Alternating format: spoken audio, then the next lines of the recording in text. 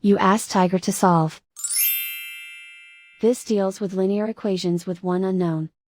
The final result is x equals 78. Let's solve it step by step.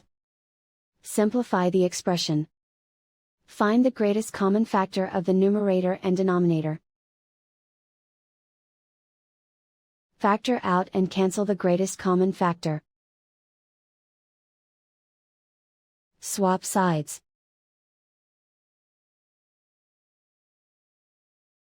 Isolate the x. Multiply both sides by 24. Group like terms. Multiply the coefficients. Simplify the fraction. Multiply the fractions. Simplify the arithmetic.